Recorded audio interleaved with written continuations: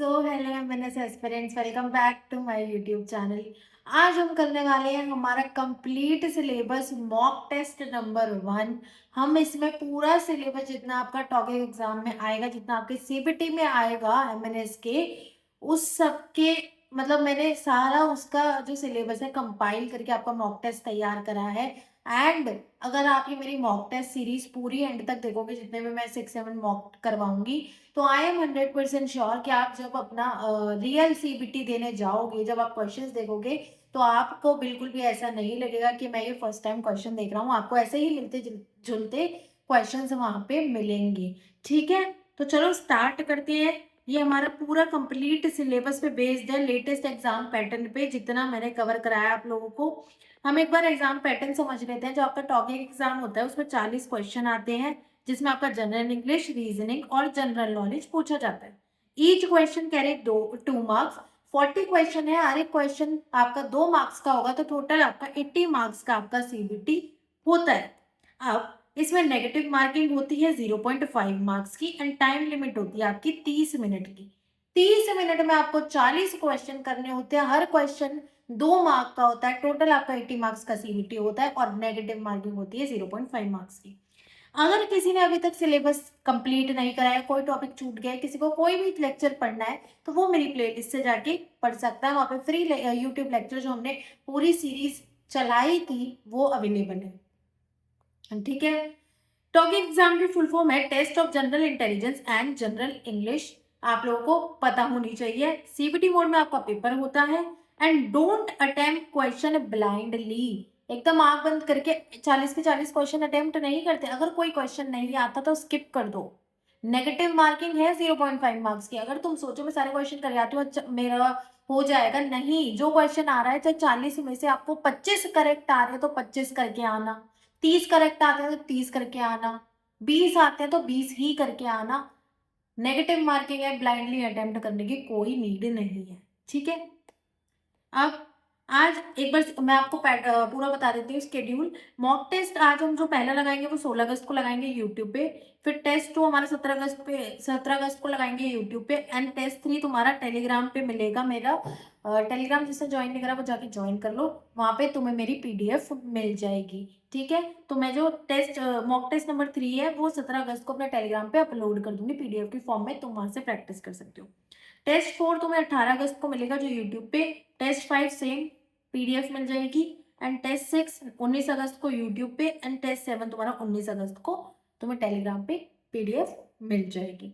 ठीक है, अब आगे बढ़ते हैं। तुम्हें यूट्यूब पे मॉक टेस्ट कैसे अटेम्प्ट करना है मेरे साथ। तुम्हें मैं क्वेश्चन जब आएगा तुम स्क्रीन पॉज करना, कुछ सेकंड सोचना क्या आंसर होगा, फिर अपनी नोटबुक में उसका आंसर लिख लेना। अगर राइट हुआ तो +2 मार्क्स दे देना, रॉन्ग हुआ तो -0.5 दे देना। और अगर अटेम्प्ट नहीं कर रहे हो, नहीं समझ आ रहा, अटेम्प्ट मत करना, तो 0 अपने आप को मार्क्स दे देना। और लास्ट में अपना कैलकुलेट करके स्कोर बताना और कमेंट सेक्शन में वो स्कोर बता के जाना। ठीक है, विद ऑनेस्टी। सबसे पहला क्वेश्चन तुम्हारी स्क्रीन पे आ गया।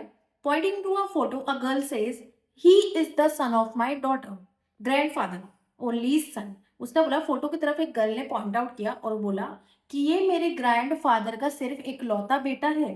How is the boy in the photo related to the girl. Grandfather का एक लौता क्या है, बेटा है। ग्रैंडफादर का बेटा हो गया, और तो मतलब पर पोते की तरह उसको समझा रही है कि पर पोता है, grandfathers only son. He is the son of my grandfathers only son, मतलब ग्रैंडफादर के जो बेटे हैं उन्हीं का वो बेटा है, तो वो पोता हो गया उनका। और पोता हुआ तो उस लड़की का भाई हो गया। तो इसका जो करेक्ट आंसर आएगा वो तुम्हारा आ जाएगा ऑप्शन नंबर बी। ठीक है, नेक्स्ट पे चलते हैं। What is the highest, which is the highest mountain peak located completely within undisputed Indian territory? Undisputed Indian territory में तुम्हारी कौन सी हाईएस्ट माउंटेन पीक लोकेटेड है, जिससे दूसरे देश से उसका कोई लेना देना नहीं है, पूरी तरह इंडिया की बाउंड्री के अंदर है, तो वो है तुम्हारी नंदा रिवर। ठीक है, Nanda river is your correct answer. इसका आंसर तो तुम्हारा ब्रदर, और इसका आंसर तो तुम्हारा नंदा देवी। नेक्स्ट आगे चलते हैं। Identify the correct passive voice. इसकी करेक्ट पैसिव वॉइस देनी है, एक्टिव वॉइस में दे रखा है। The nurse administered the medicine. Nurse ने मेडिसिन को एडमिनिस्टर किया, तो the medicine is administered by the nurse. The medicine was administered by the nurse. The medicine had been administered by the nurse.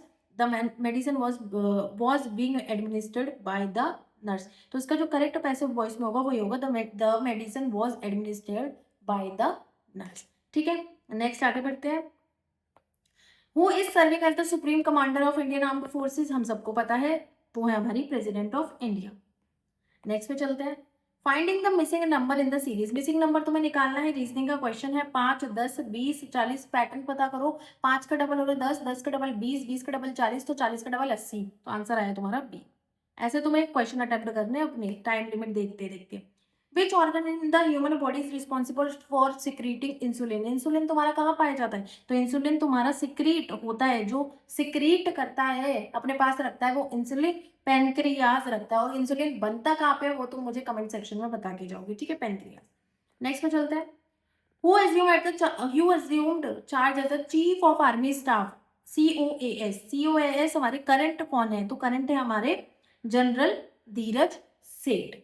ठीक है, बी इसका answer हो जाएगा, 7th का तुम्हारा बी। नेक्स्ट आगे बढ़ते हैं। Choose the correct antonym of obsolete, antonym बताना है मतलब opposite word. Outdated, modern, ancient या ओल्ड। तुम बोलोगे, मैंने तुम्हें बताया था जब मैं तुम्हें सिनोनिम एंटोनिम कराए थे कि ना ऑप्शन एलिमिनेट कर दो अगर तुम्हें एग्जैक्ट मीनिंग नहीं पता वर्ड का। अगर तुम देखोगे आउटडेटेड, एंशिएंट, ओल्ड तुम्हारे कुछ मिलते जुलते वर्ड्स है, तो तुम्हारा जो इसका एंटोनियम निकल के आएगा वो तुम्हारा पास आ जाएगा मॉडर्न। ठीक है, नेक्स्ट पे चलते हैं। Exercise Malabar is a naval exercise conducted between India and which group of country, कौन से ग्रुप ऑफ कंट्री के बीच में तुम्हारी मालाबार एक्सरसाइज हुई थी, तो वो तुम्हारी हुई थी क्वाड के बीच में, जो कि है तुम्हारा USA, जापान एंड ऑस्ट्रिया। ठीक है, आगे बढ़ते हैं। 10th question. Chemical formula of common salt, बहुत ईजी है। कॉमन सॉल्ट का फॉर्मूला क्या होता है, NaCl होता है। आगे चलते हैं।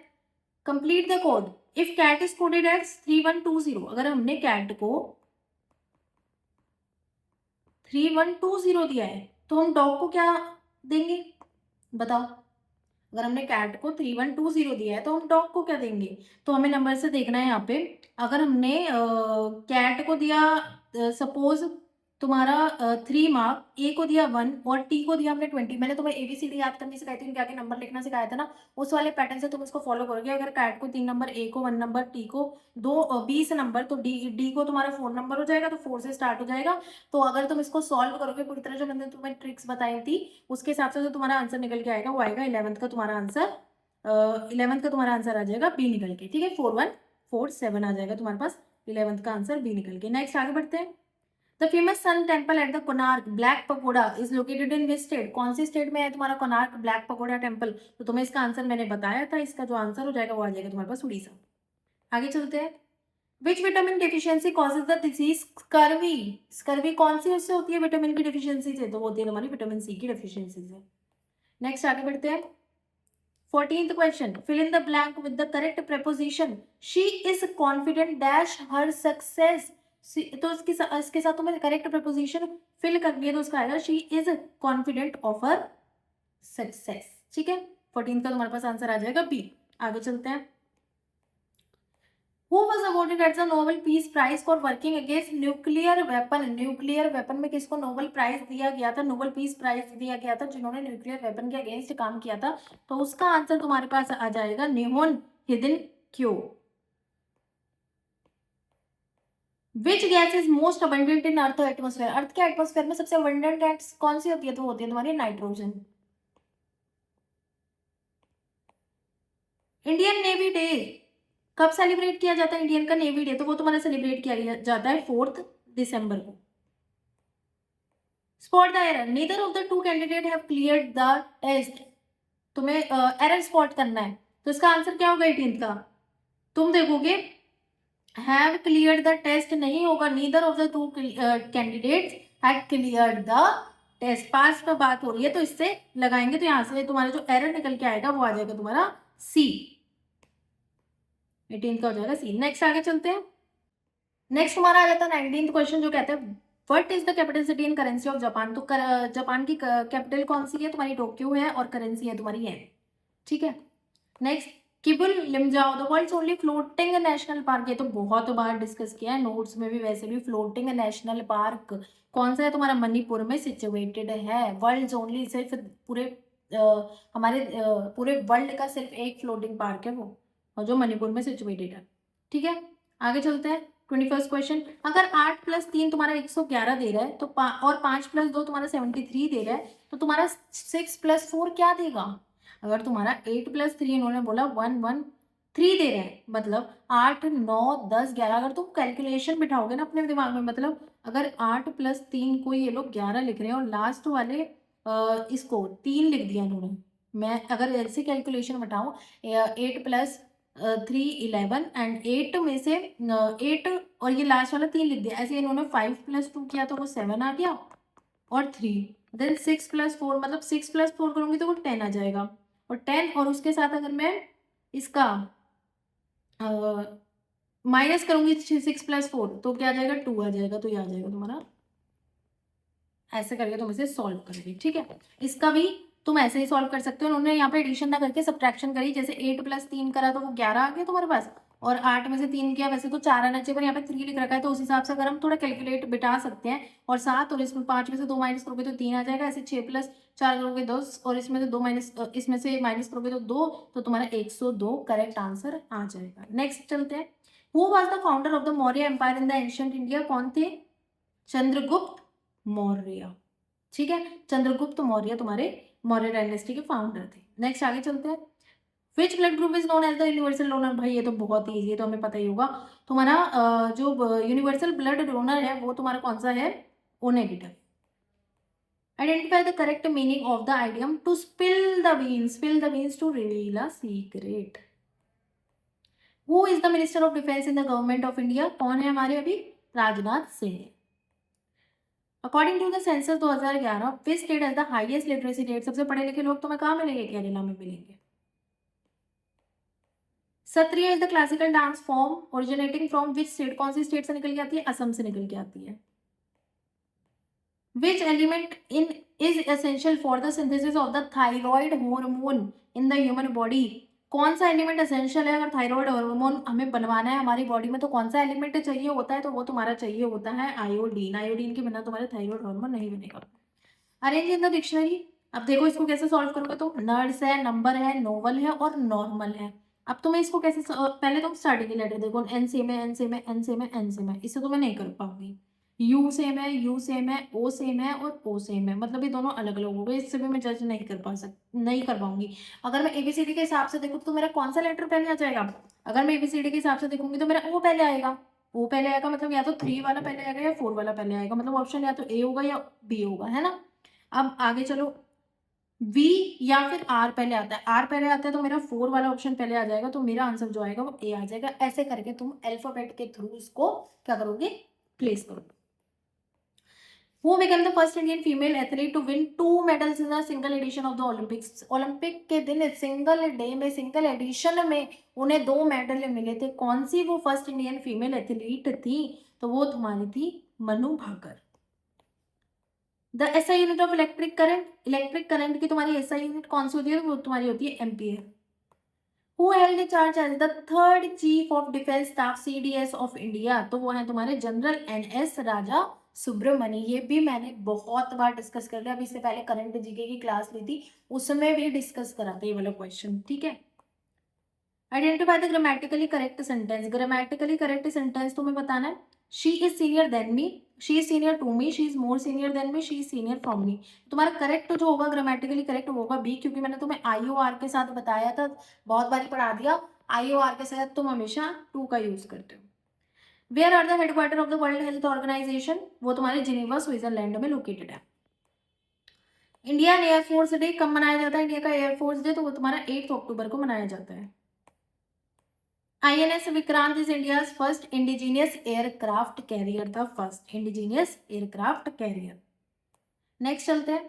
Which article of the Indian constitution is known as the heart and soul of the constitution? बहुत बार ये वाला भी क्वेश्चन डिस्कस किया है नोट्स में भी, तो वो है तुम्हारा 37 का तुम्हारा हो जाएगा article number 32, heart and soul of Indian constitution. Which river is known as the Dakshin Ganga? दक्षिण गंगा हम कौन सी रिवर को बोलते हैं? तो हम बोलते हैं गोदावरी को। आगे चलते हैं। Choose the सिनोनियम of the word mitigate. Mitigate का सिनोनियम अगर तुम देखोगे तो मिटिगेट का जो सिनोनियम होगा वो तुम्हारा होगा reduce. Which is the official motto of Indian army? Touch the sky with glory, service before self, duty honour country, Satyameva Jayate. कौन सा है तुम्हारा ऑफिशियल मोटो इंडियन आर्मी का? तो वो है तुम्हारा सर्विस बिफोर सेल्फ। ठीक है, खुद से पहले हमारी ड्यूटी, खुद से पहले हमारी सर्विस। तो ये थे हमारे 40 के 40 क्वेश्चन, बहुत अच्छी तरह हम लोगों ने कर लिए हैं। मैंने तुम्हें आंसर भी बता दिए साथ साथ। अगर किसी ने स्किप करा हो तो उसकी एक्सप्लेनेशन भी सुन सकता है, उसका आंसर भी सुन सकता है। जिसके जितने करेक्ट है वो मुझे तुम लोग कमेंट सेक्शन में बता के जाना विद ऑनेस्टी। और जो मैंने तुमसे वो वाला क्वेश्चन पूछा था ना अभी पेनक्रियाज वाला, उसका भी आंसर मुझे दे के जाना। और ये भी बता के जाना कि कैसा लगा मॉक टेस्ट। तो तुम्हें ऐसा ऐसे ही पैटर्न पे आते हैं तुम्हारे क्वेश्चन सीबीटी में।